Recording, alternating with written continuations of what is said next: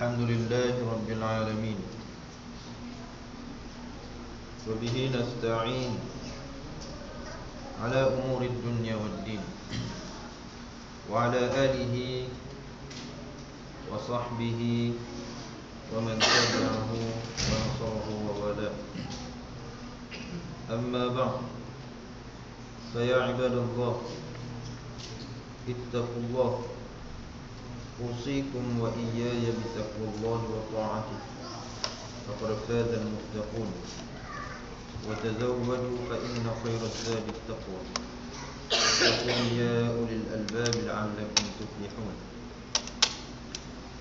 إن الله وملائكته يصلون على النبي يا أيها الذين آمنوا صلوا عليه وسلموا تسليما. اللهم صل وسلم على حبيبنا وشفيعنا وقدوتنا محمد وعلى آله وأصحابه والتابعين لهم بإحسان إلى يوم الدين. Alhamdulillah, tamu-tamunya marilah sama-sama kita merafakkan kesyukuran kepada Allah Subhanahu wa taala, kerana Allah Subhanahu wa taala masih lagi memanjangkan umur kita. Allah Subhanahu wa taala masih lagi memberikan kepada kita kesihatan, kekuatan tubuh badan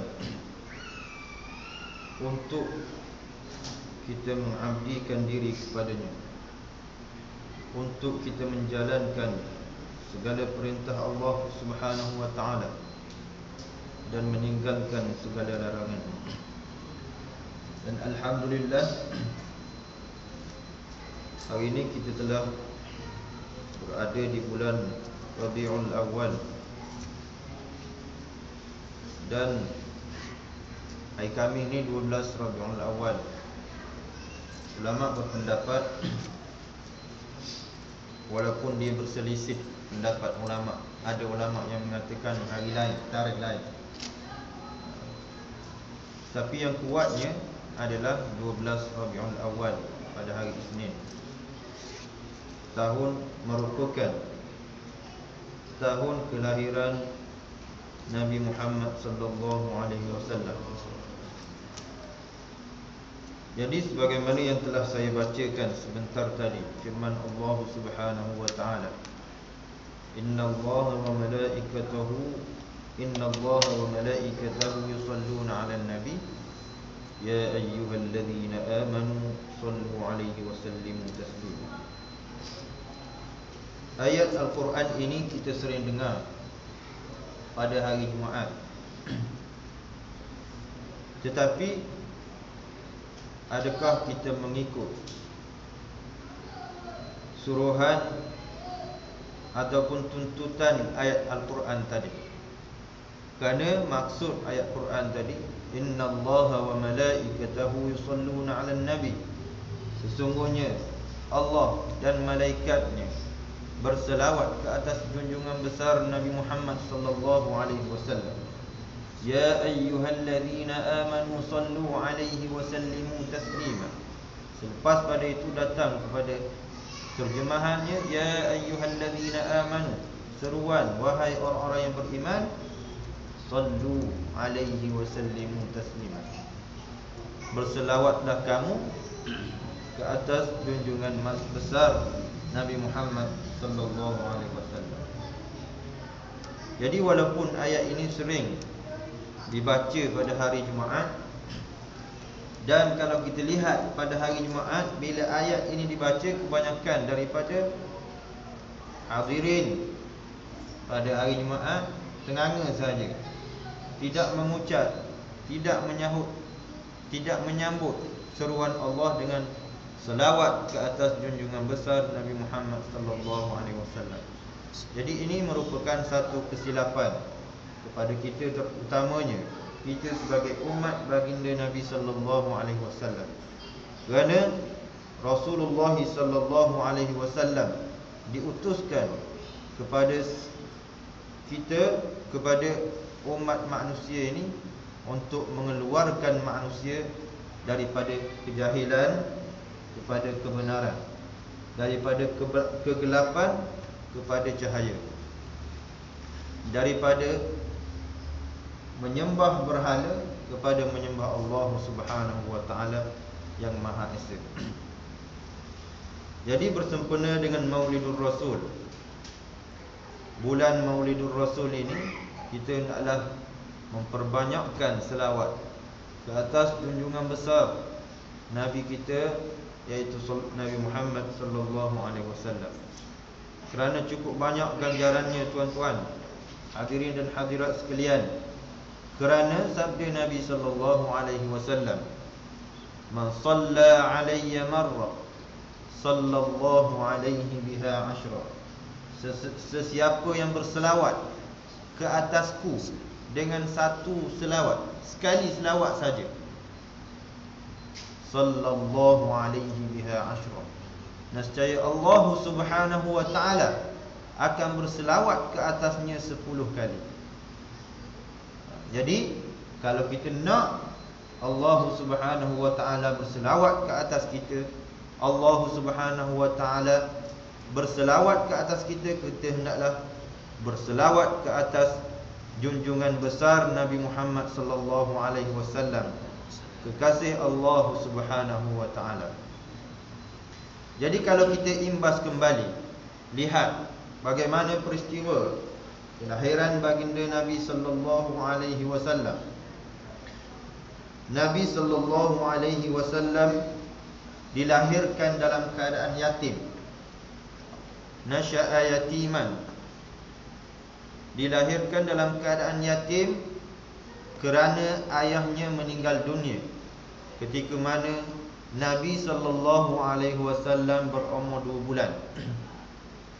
Jadi kalau kita lihat bagaimana kehidupan anak yatim sekarang ni, bagaimana kehidupan anak yatim, begitulah susah, dengan kepayahan, dengan susah payah. Tetapi walau begitu pun Rasulullah sallallahu alaihi wasallam tetap tabah. Kemudian apa hikmah Allah Subhanahu wa taala menguji Nabi sallallahu alaihi wasallam supaya Nabi sallallahu alaihi wasallam ni dilahirkan dalam keadaan yatim? Hikmahnya tuan-tuan,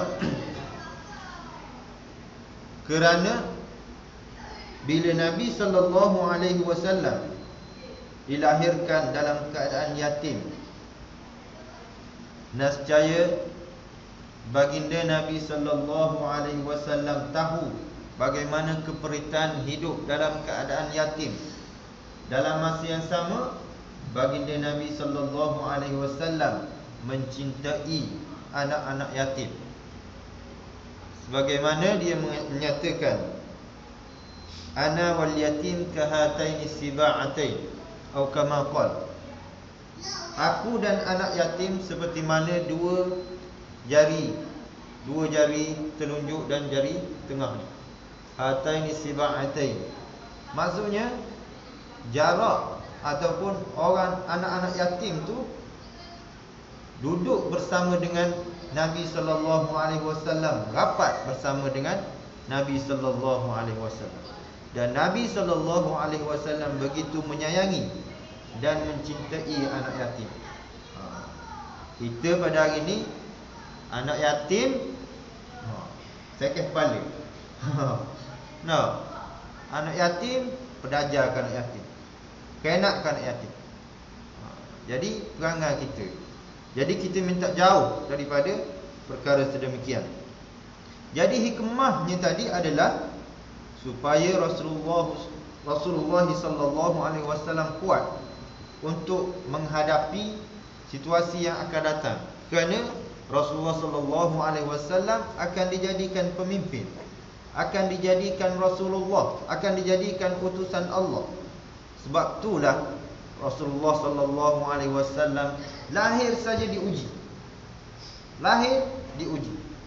Bukan sahaja yatim, tetapi ketika mana Rasulullah sallallahu alaihi wasallam dilahirkan, sebagaimana yang kita tahu, Rasulullah ni dia mempunyai susur galur ataupun keturunan orang yang mulia, orang yang baik,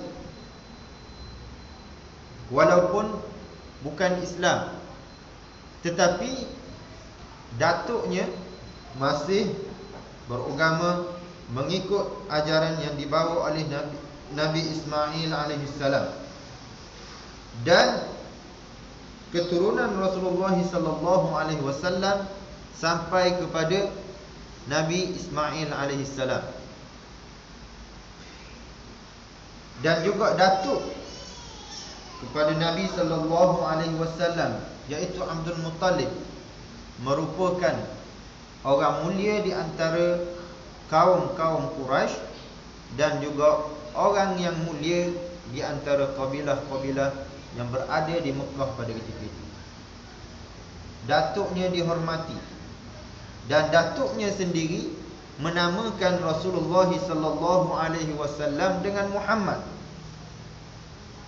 Kalau kita lihat dalam catatan sejarah, Muhammad ini tiada ataupun tak ada orang yang menamakan Muhammad pada masa itu, di zaman jahiliah. Begitu kurang orang yang menamakan Muhammad. Dan orang Arab jahiliah pada ketika itu merasa pelik, kenapa Abdul Muttalib menamakan anaknya sebagai Muhammad. Dan para ilmuwan sejarah telah mencatatkan kenapa Abdul Muttalib menamakan anaknya sebagai Muhammad. Kerana Abdul Muttalib mahu menjadikan anaknya sebagai seorang yang terpuji di dunia dan juga di akhirat. Dan memang apa yang dihajatkan oleh Abdul Muttalib tercapai. Nabi Muhammad menjadi terpuji, menjadi seorang yang terpuji, menjadi seorang yang mulia di dunia dan juga di akhirat. Tiada seorang pun yang boleh menandingi dan juga melawan baginda Nabi sallallahu alaihi wasallam. Sebagaimana hadis Nabi sallallahu alaihi wasallam, "Inna Allaha khalaqal khalq faj'alani min khairihim min khairi firqihim wa khairal fariqain, thumma takhayyara al-qaba'il faj'alani min khairi qabilah, thumma takhayyara al-buyut faj'alani min khairi buyutihim khairihim fa ana khairu nafsan wa khairuhum baita." Maksudnya, sesungguhnya Allah Subhanahu wa taala telah mencipta segala kejadian, lalu dijadikan aku daripada yang sebaik-baiknya dan daripada golongan yang terbaik pula. Kemudian Allah memilih suku bangsa, lalu dijadikan aku daripada sebaik-baik suku bangsa, lalu dijadikan aku daripada sebaik-baik suku bangsa. Kemudian Allah memilih keluarga, lalu dijadikan aku daripada sebaik-baik keluarga. Maka jadilah aku sebaik-baik diri daripada sebaik-baik keluarga daripada kalangan mereka. Maksudnya, tiada siapa yang dapat menandingi Rasulullah sallallahu alaihi wasallam. Rasulullah sallallahu alaihi wasallam merupakan orang yang terbaik yang dipilih oleh Allah Subhanahu wa taala untuk dijadikan utusan Allah Subhanahu wa taala serta dijadikan nabi akhir zaman, untuk mengeluarkan orang Arab jahiliah pada ketika itu daripada kejahilan mereka kepada cahaya Islam, nur Islam, keindahan Islam. Yang kalau kita lihat, sejarah menyatakan bagaimana sikap dan perilaku orang jahiliah pada ketika itu. Orang Arab jahiliah, orang Quraisy, kabilah-kabilah kebanyakan pada ketika itu melakukan kerosakan, melakukan maksiat, suka kepada perempuan, minum arak, membunuh, dan berlaku peperangan di antara kabilah-kabilah. Tapi bila datang baginda Nabi sallallahu alaihi wasallam, baginda bermula dengan menerangkan Islam ketika mana berumur 40 tahun. Bermakna lewat wahyu tu ketika mana Nabi sallallahu alaihi wasallam berumur 40 tahun, diturunkan kepada Allah, diturunkan kepada baginda Nabi sallallahu alaihi wasallam oleh Allah Subhanahu wa taala untuk menjadi rasul.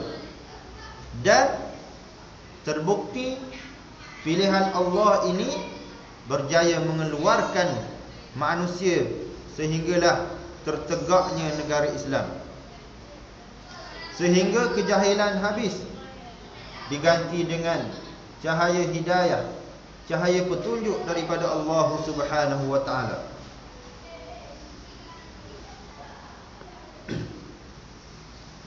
Jadi Rasulullah sallallahu alaihi wasallam dilahirkan, kemudian menjadi adat ataupun kebiasaan orang Arab jahiliyah, orang Quraisy pada ketika itu, ketika Rasulullah sallallahu alaihi wasallam dilahirkan, mereka ini mencari ibu susuan kepada anak-anak mereka. Bukan Nabi sahaja, tetapi adat orang Quraisy pada ketika itu, kebanyakannya dia akan mencari ibu susuan. Dan ibu susuan ini datang daripada kabilah-kabilah yang berjauhan daripada Mekah.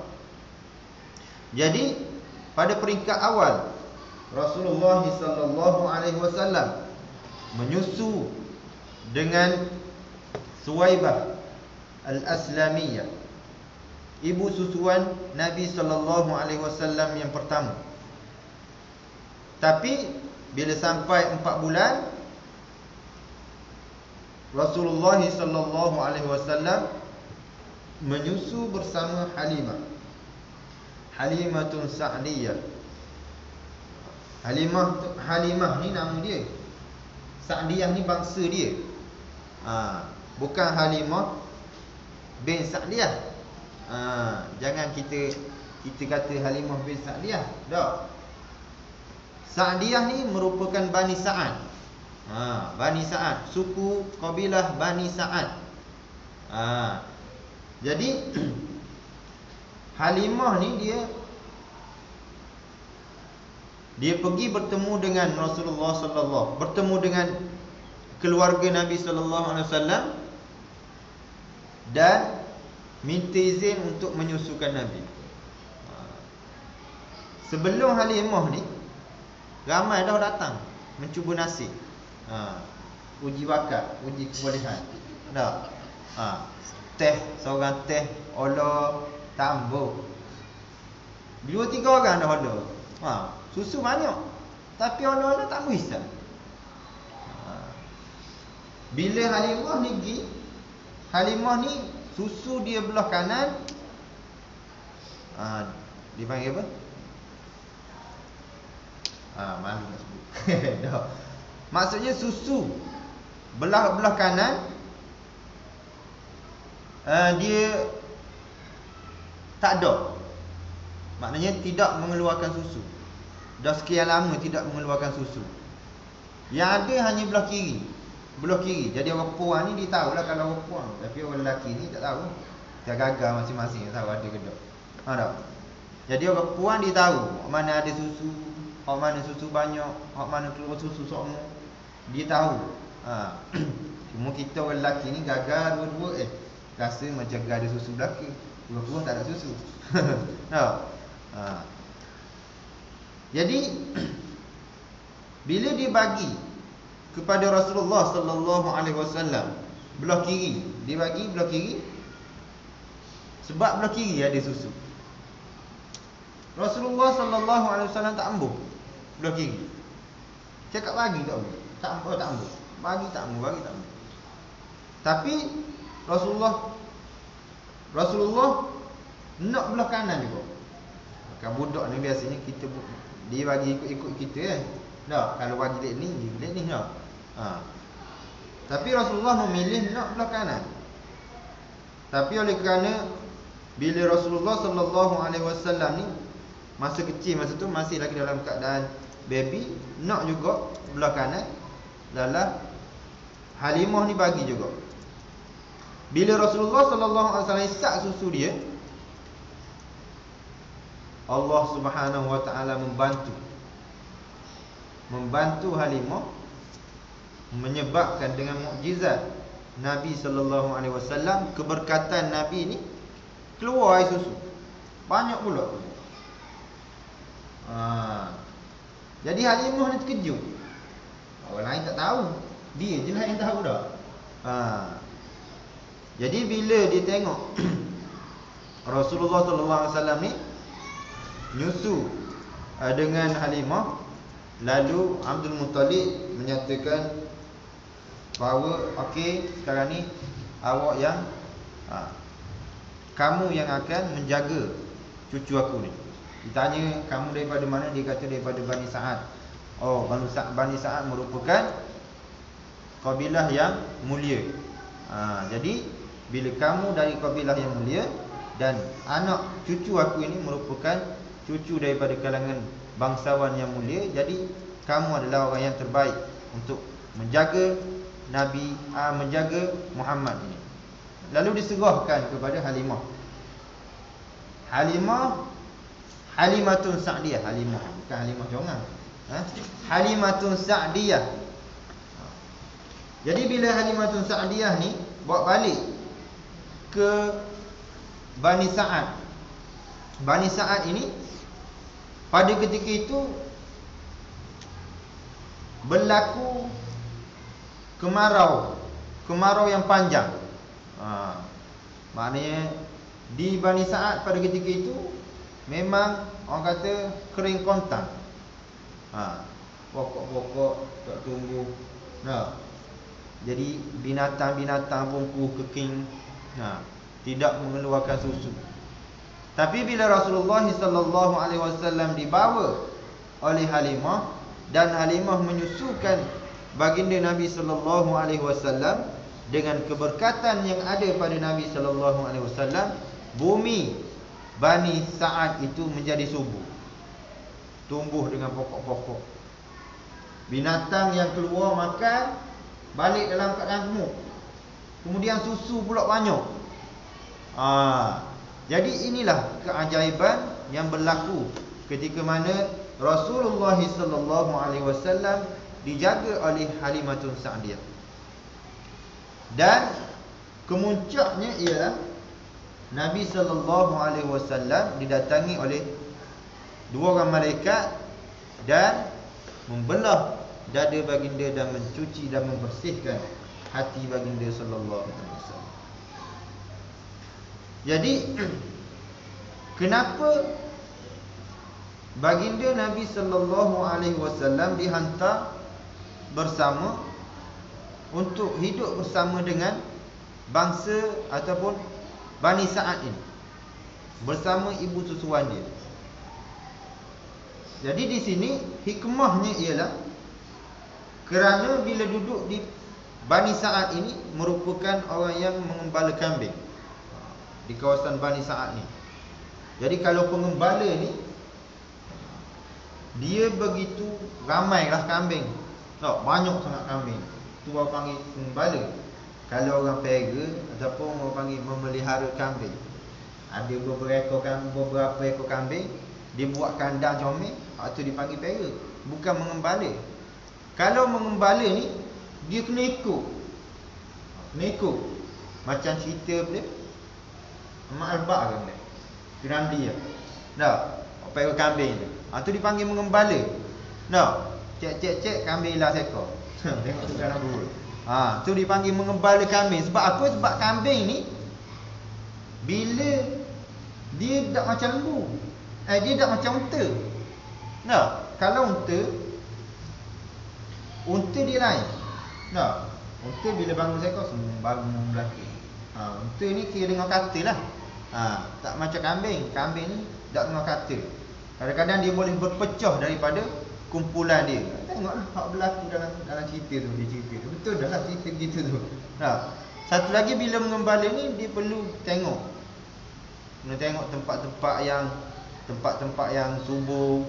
Nah, tempat-tempat yang banyak rumput untuk menampung ada makanan ataupun mencukupi untuk kambing-kambing dia.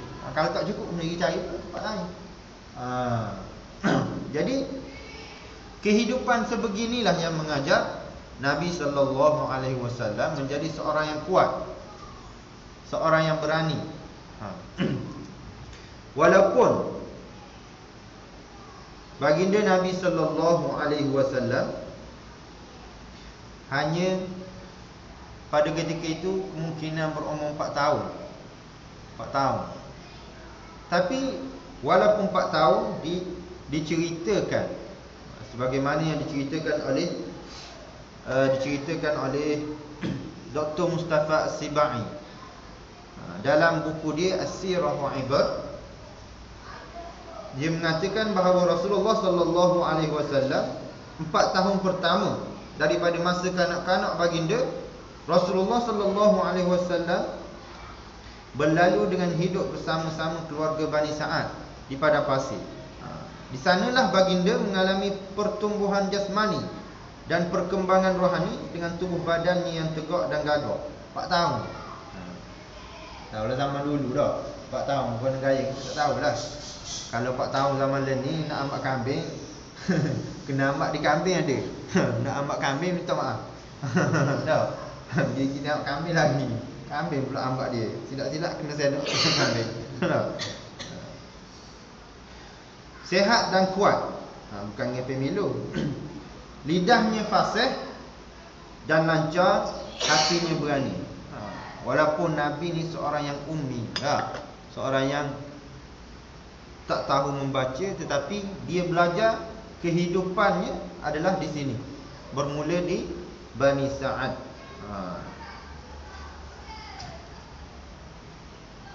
Dan Rasulullah sallallahu alaihi wasallam semenjak dia kecil tu bukannya maksudnya kecil sangat, sebulan tak boleh nak berjalan. Maksudnya bila dia boleh macam dalam umur dah 2 tahun begitu, bila dia boleh berjalan, boleh dalam keadaan tubuh badan dia yang tegak dan yang orang kata yang kuat lah. Pada ketika itu dia boleh menunggang kuda. Jadi tak tahu macam mana kita nak bayang macam mana kehidupan baginda lah. Umur mungkin dalam 3 tahun tu dah boleh menunggang kuda.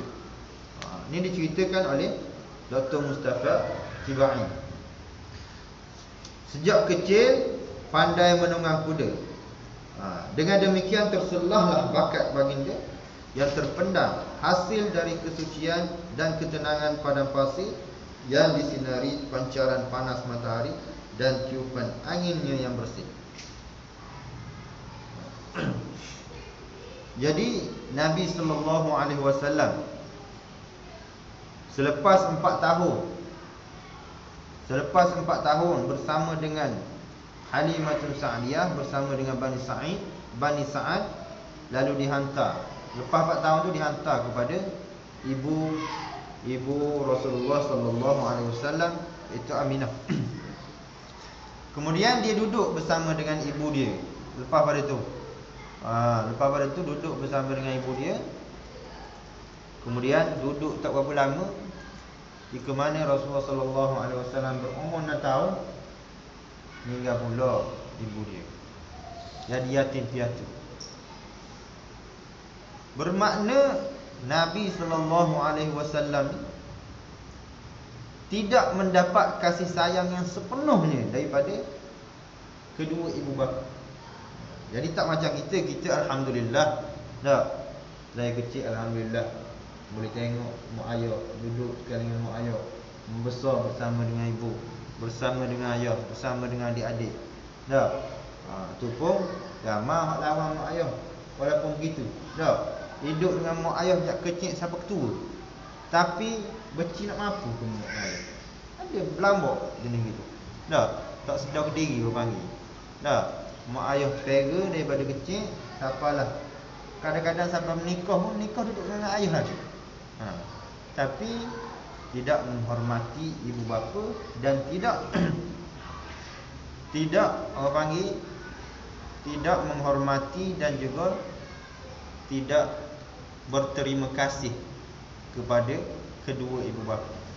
Bahkan menderhakai pula kedua ibu bapa, buat orang tua itu sedih. Nah, buat kedua ibu bapa menangis. Melebih-lebihkan isteri, melebih-lebihkan isteri sehingga ibu terasa. Jadi kita perlu berjaga-jaga dan perlu berhati-hati. Kita tengok baginda Nabi sallallahu alaihi wasallam, walaupun tidak mendapat sepenuh kasih sayang, sepenuh kasih sayang bagaimana kita. Walaupun memang kalau kita tengok ibu dia tu memanglah sayang sungguh kepada baginda. Ibu mana tak sayang anak? Ada? Melainkan ibu dia tak sayang anak. Ada juga ibu yang tak sayang anak zaman ni. Ibu yang beranak anak luar nikah. Ibu yang beranak anak luar nikah memang dia tak sayang anak. Buang koksi, buat perguguran, taruh dalam tu sapu, taruh dalam sungai, tanang dan sebagainya. Itu ibu yang lebih teruk daripada binatang yang tidak sayang kepada anak dia. Tapi baginda Nabi SAW, walaupun dia tidak bersama dengan ibunya sehingga dewasa, tetapi dia tetap berdikari, hidup berdikari. Selepas kematian ibundanya, dia bersama dengan datuk dia, hidup dengan datuk dia yang tercinta. Datuk dia ni memang sayang sangatlah ke dia ni. Sehingga kan ada satu kisah diceritakan ketika mana datuk dia duduk dalam satu majlis tu, kursi ni dikhususkan untuk datuk dia saja, Abdul Muttalib. Sehingga kan anak-anak datuk dia, bapa saudara dia tak berani duduk atas. Orang lain petah lagi, ni anak dia sendiri tak berani. Tapi tiba-tiba bila Nabi Muhammad pergi duduk atas tu, dia tak marah. Datuk dia ni tak marah, tapi pak saudara dia pula marah. Pak saudara dia ambil buat turun. Nak ambil buat turun. Lalu datuk dia kata kan, biarkan anakku, biarkan anakku ini, kerana demi Allah sesungguhnya ada baginya keistimewaan. Kecil-kecil lagi orang lain tak boleh duduk atas tu. Anak dia sendiri tak boleh duduk. Anak Abdul Muttalib. Nabi Muhammad, oleh kerana Nabi Muhammad ini mempunyai keistimewaan tersendiri, dia boleh duduk atas. Hebat baginda Nabi sallallahu alaihi wasallam. Tapi duduk tidak berapa lama, meninggal pula datuk dia. Sedih. Mula ayah tak ada. Kemudian mati pula ibu. Kemudian datuk, duduk dengan datuk, mati pula datuk. Lepas pada tu duduk dengan pak saudara, Abu Talib. Duduk dengan bapa saudara, iaitu Abu Talib, yang merupakan ayah kepada Sayyidina Ali bin Abi Talib. Dan Abu Talib ni menganggap Nabi ini sebagai anak dia sendiri. Dan sama juga seperti mana datuk Nabi sallallahu alaihi wasallam, Abu Talib bapa saudaranya ni begitu sayang kepada Nabi sallallahu alaihi wasallam. Dan pada tahun kematian Abu Talib, tahun itu juga isterinya iaitu Siti Khadijah meninggal dunia. Maknanya sama, tahunnya sama. Dan tahun tersebut dikenali dengan Amul Hazn, tahun kesedihan, kerana kematian dua orang yang disayangi oleh baginda Nabi sallallahu alaihi wasallam. Dan kalau kita tengok, begitulah sejarah kehidupan baginda Nabi sallallahu alaihi wasallam. Walaupun Nabi bermula dalam keadaan yatim, dalam keadaan susah, tetapi semua itu mengajar untuk semua itu mendewasakan baginda Nabi sallallahu alaihi wasallam. Walaupun dalam keadaan yatim, tetapi firman Allah Subhanahu wa taala, alam yajidka yatiman fa'awa. Maksudnya, bukankah dia mendapatimu sebagai seorang yatim lalu dia melindungimu, iaitu Allah Subhanahu wa taala melindungi baginda Nabi sallallahu alaihi wasallam walaupun dalam keadaan yatim piatu, tapi Allah Subhanahu wa taala sentiasa melindungi Nabi sallallahu alaihi wasallam kerana Allah Subhanahu wa taala telah menciptakan Nabi Muhammad sallallahu alaihi wasallam sebagai rasul akhir zaman, Rasulullah sallallahu alaihi wasallam sebagai utusan Allah, rasul yang terakhir yang mengeluarkan manusia daripada kejahilan kepada kebenaran. Jadi begitulah sedikit kisah berkenaan baginda Nabi sallallahu alaihi wasallam. Dan kalau kita nak cerita kisah baginda Nabi sallallahu alaihi wasallam ni panjang sebenarnya, tidak memadai. Kalau nak cerita terlalu banyak kisah Nabi sallallahu alaihi wasallam. Tetapi itu sebagai ringkasan. Kerana apa? Kerana kita sekarang ni berada di dalam bulan Maulidur Rasul, iaitu bulan Rabiul Awal. Jadi perlunya kita imbas kembali sejarah kelahiran baginda Nabi sallallahu alaihi wasallam. Dan ada satu lagi yang tertinggal. Baginda Nabi sallallahu alaihi wasallam diberi kepercayaan untuk meletakkan Hajarul Aswad, untuk menghalang ataupun menyelesaikan perbalahan di antara kaum, di antara kabilah-kabilah pada ketika itu yang masing-masing berebut, yang mengatakan bahawa dia yang lebih layak, kabilah ini yang lebih layak, dan hampir-hampir berlaku peperangan. Hampir-hampir berlaku peperangan. Tetapi dengan takdir Allah Subhanahu wa taala dan juga dengan kebijaksanaan beberapa orang kabilah selepas mereka mengadakan mesyuarat dan bersetuju untuk melantik seorang hakim. Tak tahu lagi siapa-siapa. Sebab kalau lantik hakim, mesti semua nak lantik mengikut kehendak masing-masing. Tak, ada orang nak lantik dari kalangan kaum dia, kerana kaum dia yang lebih mulia, kaum dia yang lebih baik. Orang lain nak lantik di kalangan kabilah dia, kerana kabilah dia lebih baik. Semua mengaku lebih baik. Sebab oleh kerana nak meletakkan batu Hajarul Aswad di tempatnya. Setelah berlaku kalau tak silap banjir yang menyebabkan jatuh batu tu, dan ingin diletakkan kembali di tempat asal. Kemudian setelah bermesyuarat dan mereka bersetuju untuk melantik hakim, dan mereka bersetuju untuk melantik sesiapa yang masuk awal sekali pada satu pintu di Baitul Haram itu.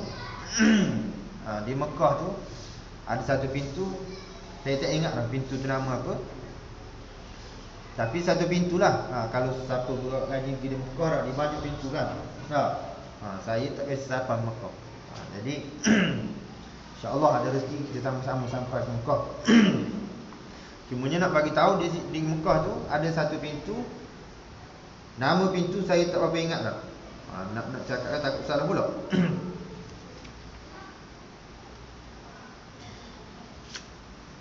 Kemudian dia mengatakan bahawa sekiranya orang yang pertama masuk melalui pintu ini, dialah yang akan menjadi hakim kepada kita berkenaan dengan untuk meletakkan batu Hajarul Aswad ini. Jadi takdir Allah Subhanahu wa taala, Nabi Muhammad yang menjadi orang yang pertama masuk masuk ke Baitullahil Haram itu melalui pintu tu. Jadi bila Nabi sallallahu alaihi wasallam masuk, dan Nabi memang terkenal dengan sifat dia Al-Amin. Kalau kita belajar Al-Amin, bukan sekolah Al-Amin. Al-Amin, gelaran yang diberikan oleh masyarakat Arab pada ketika itu kepada baginda Nabi sallallahu alaihi wasallam, kerana Nabi sallallahu alaihi wasallam mempunyai sikap yang terpuji, sikap yang terbaik, sikap yang mulia, sikap suka membantu, sikap yang suka kepada kebajikan, sikap yang tidak menindas orang lain. Keistimewaan yang banyak kepada baginda Nabi sallallahu alaihi wasallam, dan dia kabilah ini mengatakan haza rajulun amin, inilah lelaki yang terpuji dan dialah yang akan mengadili berkenaan dengan perkara ini. Lalu bila Rasulullah sallallahu alaihi wasallam masuk ke dalam Baitul Haram ini, mereka ini menceritakan peristiwa yang berlaku kepada baginda Nabi sallallahu alaihi wasallam. Lalu diminta supaya Nabi ini menjadi hakim, dan Nabi sallallahu alaihi wasallam terus melemparkan selendang dia, serban dia, dan diangkat batu itu, diletak di tengah-tengah serban itu. Kemudian dipanggil semua kabilah, ketua-ketua kabilah yang bergaduh tadi, supaya memegang bucu-bucu serban itu dan diangkat sehinggalah sampai ke Kaabah itu. Dan bila sampai di Kaabah itu, baginda Nabi sallallahu alaihi wasallam sendiri yang mengambil batu tu, dan baginda sendiri yang meletak. Bermakna Nabi sallallahu alaihi wasallam adalah makhluk ataupun insan yang terpilih di kalangan mereka semua. Di kalangan mereka, walaupun mereka mengatakan bahawa mereka ini yang lebih mulia, mereka ini mempunyai bangsa-bangsa yang begitu terpuji, mereka suka menolong orang dan sebagainya, tetapi yang mulia dan terpuji adalah baginda Nabi sallallahu alaihi wasallam. Ini terbukti dengan kisah yang diceritakan sebentar tadi. Nabi sallallahu alaihi wasallam telah diberi kemuliaan, dan Nabi sallallahu alaihi wasallam sendiri yang meletakkan batu Hajarul Aswad di tempat. Jadi itulah kisah berkenaan dengan, orang kata, selayang pandang. Berkenaan dengan ataupun sinopsis. Nak banyak baca sendiri ya. Nak banyak, nak tahu lebih-lebih lagi, baca sendiri ya. Buku banyak dah ni. Ada buku hak Dr. Hatta tu tulis tu. Tebal, 200, hampir-hampir 300 harga. Tapi puas hatilah buku tu. Bila beli, bab buku tu yang pertama dia ada, bukan promosi ni, nak royaknya buku tu memang comel lah. Dr. Hatta ni doktor daripada Indonesia yang tulis buku bestseller tafsir Al-Mawsu'ah, tebal tu. Kemudian sekarang dibuat buku berkenaan dengan kisah-kisah Nabi ataupun sirah Nabi sallallahu alaihi wasallam, dan harga dia lebih kurang 280, dan diletak semua benda-benda yang berkaitan dengan Nabi, gambar berkenaan dengan serban Nabi, capa Nabi, banyaklah benda-benda diletak, kisah-kisah sejarah peninggalan baginda Nabi sallallahu alaihi wasallam. Dan yang menjadi mahalnya sebab dia color. Bukan nak tengok color. Kalau nak baca tak payah color, tapi nak buat comel. Kadang-kadang comel ni menarik minat untuk kita membaca. Kadang-kadang comel tu memainkan peranan. Kalau buka putih hitam, dah putih hitam, bahasa Jawi pula. Tak terpilal. Maknanya tidak menarik minat untuk kita membaca. Jadi carilah bahan-bahan bacaan yang boleh menarik minat untuk kita membaca. Dan sekarang ni memang banyak kisah-kisah, buku-buku yang diceritakan berkenaan dengan keistimewaan dan juga sirah baginda Nabi sallallahu alaihi wasallam. Dan kita perlu tahu sejarah perjuangan baginda Nabi sallallahu alaihi wasallam, dan wajib kita tahu. Kenapa? Kerana baginda merupakan role model kepada kita dan merupakan junjungan kita. Kalau kita tak tahu kisah Nabi, kita tak tahu kisah Nabi, tetapi kita tahu sejarah, kisah contohnya kemerdekaan negara. Kita tahu kisah berkenaan apa panggil apa? Kisah berkenaan dengan katun-katun dan sebagainya kita tahu, tetapi kisah sejarah sirah Nabi sallallahu alaihi wasallam kita tak tahu, maknanya kita ni cerai. Ya, cerai. Cerai itu ayat Ustaz Syaril tu pinjam. Nah, maknanya kita mestilah dan wajib membaca kisah-kisah Nabi dan tahu berkenaan dengan sejarah sirah perjuangan baginda Nabi sallallahu alaihi wasallam. Terutamanya sekarang ni kita berada di bulan Maulidur Rasul, bulan kelahiran baginda Nabi sallallahu alaihi wasallam. Memang pesing negara kita ni, dia panggil cerita Nabi ni diceritakan mengikut peristiwa-peristiwa. Nah, tiba time Maulud, cerita Maulud. Nah, tiba time Isra Mi'raj, cerita pasal Isra Mi'raj. Tapi nasib baik dah ada cerita juga. Daripada tak ada langsung. Jadi itulah maknanya sebagai penerangan, dan insya-Allah kalau tuan-tuan inginkan kelebihan berkenaan pencerahan berkenaan dengan cerita-cerita ini, tuan-tuan bolehlah mencari di buku-buku dan tanamkan minat membaca di dalam diri kita semua. Wallahu a'lam. Apa yang baik daripada Allah Subhanahu wa taala dan yang kurang daripada diri saya sendiri, saya bertaubat dan mohon ampun kepada Allah Subhanahu wa taala. Qul qouli hadza wa astaghfirullahal azim li wa lakum. Wassalamu alaikum warahmatullahi taala wabarakatuh.